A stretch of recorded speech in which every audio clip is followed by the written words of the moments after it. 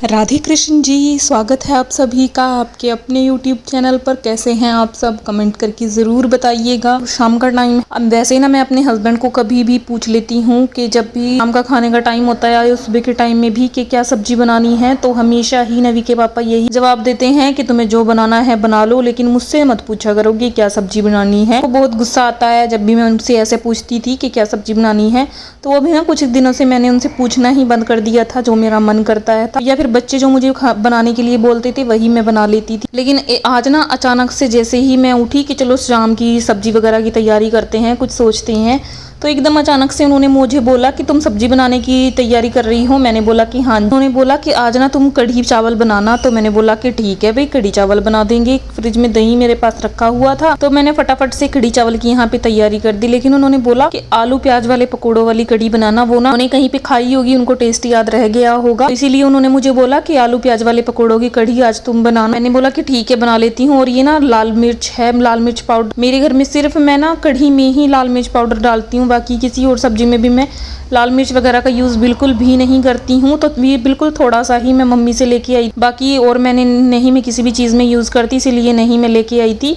तो यहाँ पे कढ़ी का मैंने घोल तैयार करके साइड में रख दिया था, और दूसरी तरफ फटाफट से मैंने यहाँ पे आलू प्याज के पकोड़े बना दिए थे। और मुझे नहीं पता था कि ये आलू प्याज के पकोड़े मेरे से कढ़ी के लिए नहीं, खाने के लिए बनवाए जा रहे हैं। किस किस के घर में ऐसा होता है कि पकोड़े बनते हैं कढ़ी के लिए, लेकिन वो खाए सॉस के साथ जाते हैं, कमेंट करके ज़रूर बताइएगा। तो ये क्रिस्पी क्रिस्पी से पकोड़े मैंने यहाँ पे बना के जैसे ही तैयार किए, एकदम से इनकी नाक में खुशबू चली गई और सारे के सारे आ गए थे यहाँ पे।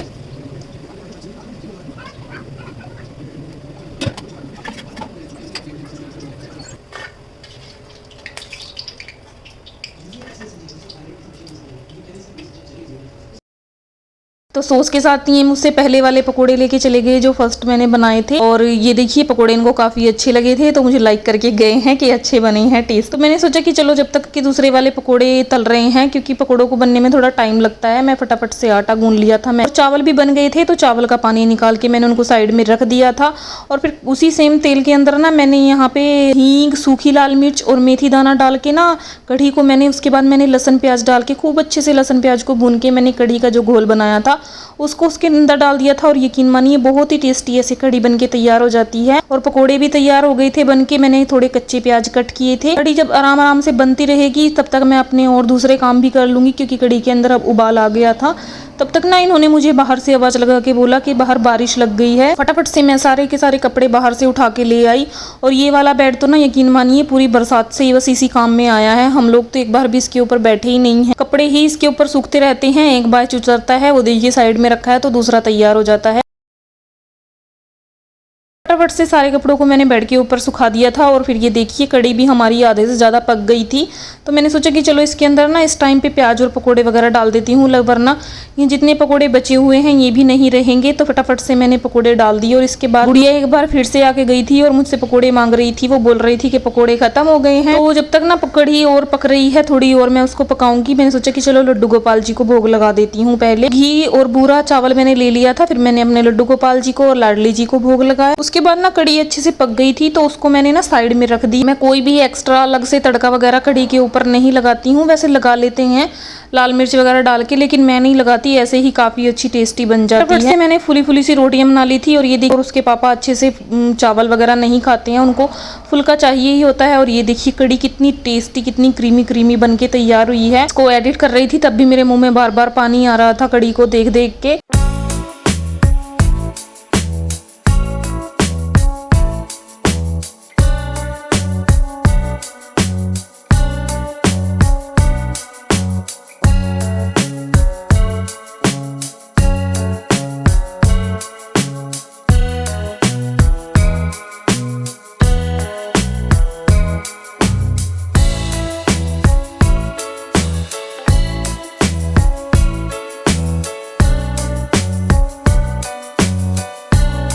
देखिए कढ़ी और चावल बनके हमारे तैयार हो गए थे। पहले मैंने बेटे की थाली लगाई, उसके बाद मैंने हस्बैंड की भी लगा दी। गुड़िया तो ऐसा होता है, वो तो सबके पास ही थोड़ा थोड़ा खाती है, ऐसे अलग उसकी स्पेशल थाली अभी हम नहीं लगाते। और उसे तो ना वही जो लड्डू गोपाल जी के लिए मैं निकालती हूँ वही वाला खाती है, वो खुश हो। तो ये देखिए कढ़ी चावल बनके हमारे तैयार हैं। हस्बैंड को और बेटे को दे दिया था, आज जाइए आप लोग भी खा लीजिए टेस्टी टेस्टी कढ़ी चावल। और उसके बाद फिर मैंने अपनी भी प्लेट लगा ली थी, मैं भी चली गई थी अपना खाना लेके। next day.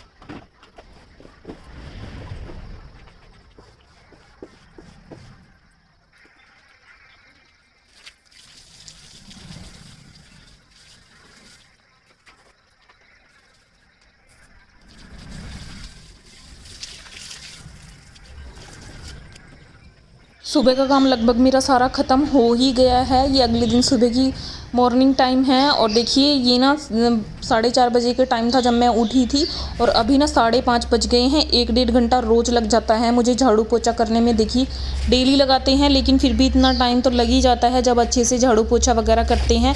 और इसी टाइम के बीच में ना कई बार अगर रात में लाइट नहीं होती है तो मैं बच्चों की यूनिफॉर्म वगैरह भी प्रेस करती हूँ।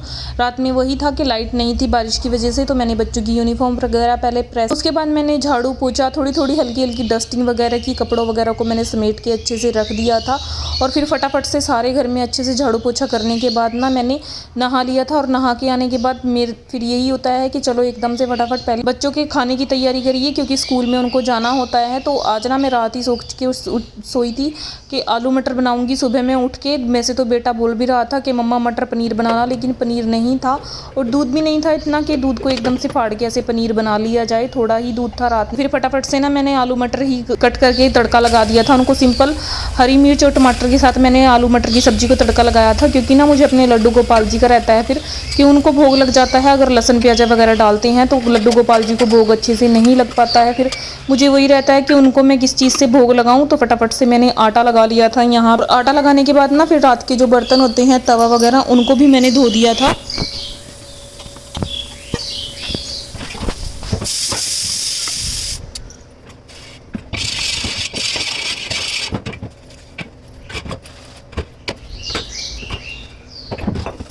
और बर्तन धोने के बाद ना अभी मैं आप लोगों को एक चीज़ दिखाऊंगी जो मुझे लगता है कि सुबह के टाइम पे सभी के घरों में ये, जिसके भी घर में ये छोटे बच्चे हैं, यही होता है। देखिए मैं अंदर से इनको ज़बरदस्ती उठा के लेके आई थी कमरे से, और ये बाहर आके देखिए कैसे लेटे हुए हैं। बहुत ही मुश्किल टाइम होता है इनको ऐसे बेड से उठा के और नहलाने तक का सबसे मुश्किल टास्क होता है ये मेरे लिए। इसने बेल्ट वगैरह लगाई और फिर बुक्स वगैरह लगाई, तब तक ना मैं गुड़िया को भी नहला के लेके आ गई थी। सुबह में ना मैंने बाल धोए थे तो अभी ना मेरे बाल गीले ही थे, इसीलिए मैंने ऐसे सिर को फोल्ड कर लिया। जब तक ना मैं इस टाइम तक बच्चों की रोटी वगैरह नहीं बना देती हूँ, सुबह का लंच वगैरह, तो मैं ऐसे सर को खोलती नहीं हूँ। फिर ना यही रहता है कि बाल झड़ने का डर रहता है। जितना मर्जी कुछ भी कर लो बाल तो झड़ते ही हैं। क्योंकि फिर मैंने ना गुड़िया को यूनिफॉर्म वगैरह पहनाई उसकी, और उसके बाद ना मैंने इनको बिठा दिया था कि थोड़ी देर तुम अपनी बुक्स वगैरह लगाओ। गुड़िया को भी आजकल मैं दे देती हूँ बुक्स के कौन सी लेके जानी है, वो खुद ही डाल लेती है अपनी बैग में। और बेटा भी अब मेरी बहुत हेल्प कराने लग गया है। स्कूल टाइम में बहुत आसान हो गया है अब इनको स्कूल में भेजना, बस इनको बेड से उठाना ही बहुत मुश्किल है और नहलाना।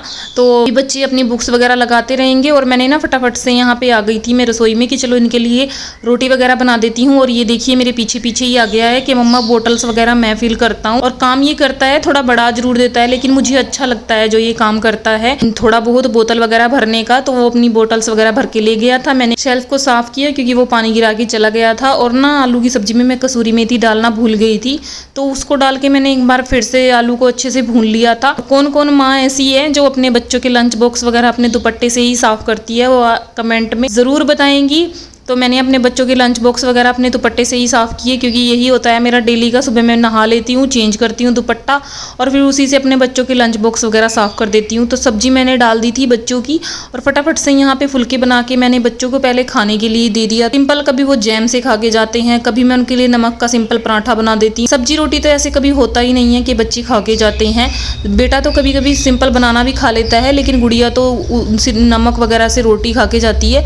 लेकिन सुबह के टाइम में ना मैं इनको सफ़ेद वाला नमक लगा के नहीं देती हूँ रोटी, कभी मैं काला नमक लगा देती हूँ और कभी कभार ना मैं सेंधा नमक लगा देती हूँ, अलग अलग करके ऐसे। तो बच्चों के लंच बॉक्स वगैरह मैंने पैक किए, और उसके बाद ना फिर उनके बूट वगैरह रहते थे अभी पहनाने के लिए, और बालों में उनको मुझे तेल वगैरह लगाना था।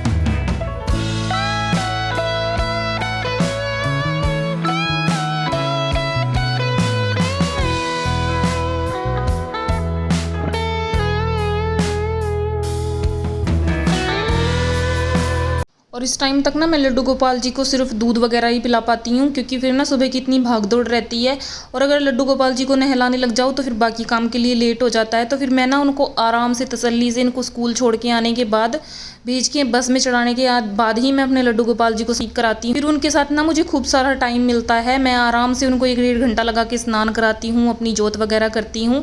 तो बच्चों को सॉक्स वगैरह मैंने पहना के शूज़ वगैरह पहना दिए थे, और बेटे ने दूध पी लिया था।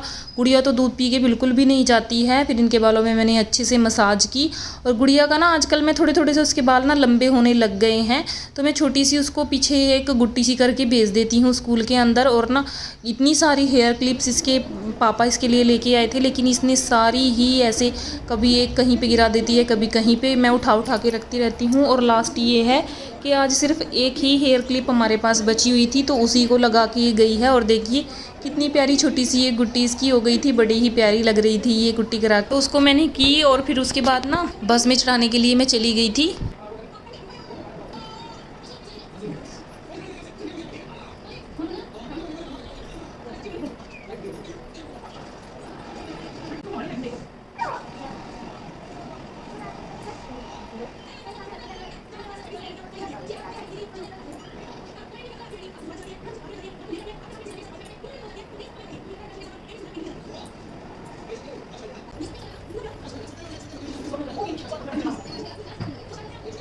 बच्चों को छोड़ के आने के बाद ना मैं सबसे पहले एक गिलास ठंडा ठंडा पानी पीती हूँ, और उसके बाद ना फिर मैं पहले सोचती हूँ कि चलो पहले मंदिर चले जाते हैं, क्योंकि इस टाइम पे 7:15 का टाइम होता है और ना फिर इतनी लेट भी अच्छा नहीं लगता है मंदिर में जा। तो फटाफट से मैं घर को ऐसे ही छोड़ के अपने चली जाती हूँ मंदिर में।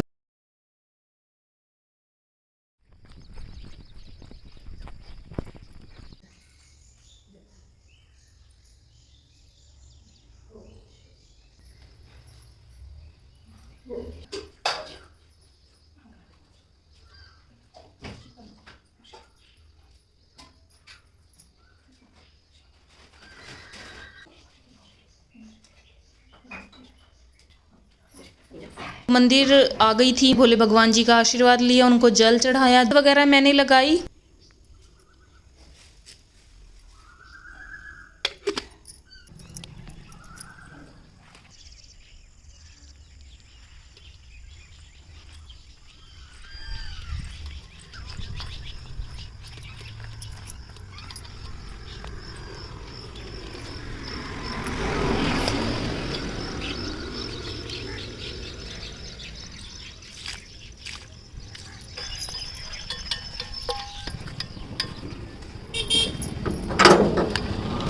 तो मंदिर से आने के बाद ना मैं सबसे पहले यही होता है मेरा कि जो जोत वगैरह के बर्तन मेरे होते हैं उनको मैं मांजती हूँ, और दूध भी आ जाता है तब को गर्म वगैरह मैं करती हूँ। लेकिन आज ना मैंने सोचा कि चलो पहले ना लड्डू गोपाल जी की ड्रेस को प्रेस कर लेती हूँ कि कहीं फिर लाइट ना चली जाए। लेकिन पहले ना मैंने अपने लिए 1 कप चाय बनाई, क्योंकि मुझे ना थोड़े थोड़े ऐसे हो जाता है सुबह के टाइम में कि आदत हो जाती है चाय वगैरह पीने की। तो थोड़ा मुझे लगा कि पहले मैं 1 कप चाय पी लेती हूँ। फिर उसके बाद ना मैंने लड्डू गोपाल जी की ड्रेस को प्रेस किया, और ये देखिए उनको स्नान करा के मैंने श्रृंगार कर दिया था। प्यारे लग रहे हैं ना मेरे लड्डू गोपाल जी, और लाडली जी बड़े ही सुंदर लग रहे थे, किसी की नज़र ना लग जाए, मोर पंख लगा के।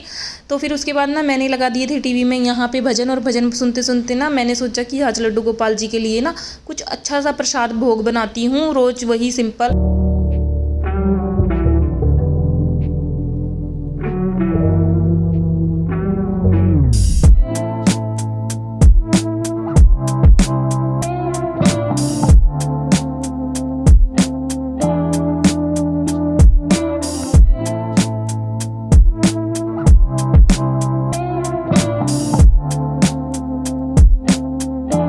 ये देखिए मीठा मीठा प्रसाद ये मैंने अपने लड्डू गोपाल जी के लिए बना के तैयार कर। मैंने पहले सोचा था कि मैं बर्फी बनाऊंगी बेसन की, लेकिन फिर ना बर्फी को जमने में काफ़ी टाइम लग जाता है। तो फिर मैंने ना 1 कटोरी यहाँ पे बेसन लिया था, और 1 कटोरी ही दूध उसके अंदर घोल के ना मैंने घी के अंदर अच्छे से उसको भून लिया था। लग गए थे 8-10 मिनट इसको अच्छे से भूनने में, जब तक इसका बिल्कुल कलर चेंज नहीं होया और ये बिल्कुल सूख नहीं गई थी। तो इसको अच्छे से भून के ना मैंने ठंडा होने के लिए रख दिया था। तब तक मैंने सोचा कि जो बर्तन वगैरह हो गए थे उनको भी मैं धो देती हूँ, और बर्तन वगैरह धोने के बाद ना फिर मैंने इसको पक्खे के नीचे रख दिया था। ये बहुत अच्छे से ठंडा हो गया था, और उसके बाद ना फिर मैंने इसके अंदर 1 कटोरी बूरा मिक्स करके खूब अच्छे से इसको मैंने मिक्स किया, और फिर लड्डू बना दिए थे मैंने। 4 लड्डू बन के तैयार हो गए थे मेरे लड्डू गोपाल जी के लिए और लाडली जी के लिए। तो मैंने मीठे मीठे लड्डू खिलाए, और ये देखिए बहुत अच्छे एकदम दानेदार से बन के ये लड्डू तैयार हुए थे। जो सिंपल नॉर्मल बेसन लड्डू बनाते हैं उनसे काफ़ी अच्छा और अलग टेस्ट इनका था। बेटे ने मुझे खा के बताया, क्योंकि मेरा तो फास्ट था। ये देखिए लड्डू बन के तैयार हो गए थे। चलिए अपने लड्डू गोपाल जी को भोग लगाते हैं, और अपनी लाडली जी जिनके लिए मैंने बनाए थे उनको मैंने थैंक यू बोला, और फिर बच्चों को मैंने खिलाए। उनको काफ़ी अच्छे लगे थे, पसंद आए।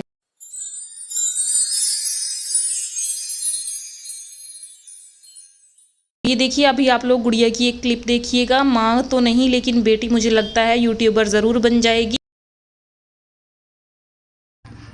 हेलो गाइस, हमने आज कहाँ है? आज बहुत अच्छे से व्लॉगिंग कर रही थी। और यही था आज का मेरा सिंपल सा रूटीन। उम्मीद करती हूँ आपको पसंद आया होगा। अच्छा लगा है तो छोटा सा लाइक करने में कुछ भी नहीं होता है। मैं मिलती हूँ आपसे अगली वीडियो में, तब तक के लिए राधे राधे। अरे तो मेरे पापा क्या कर रहे हैं? लाइक करो, चलो।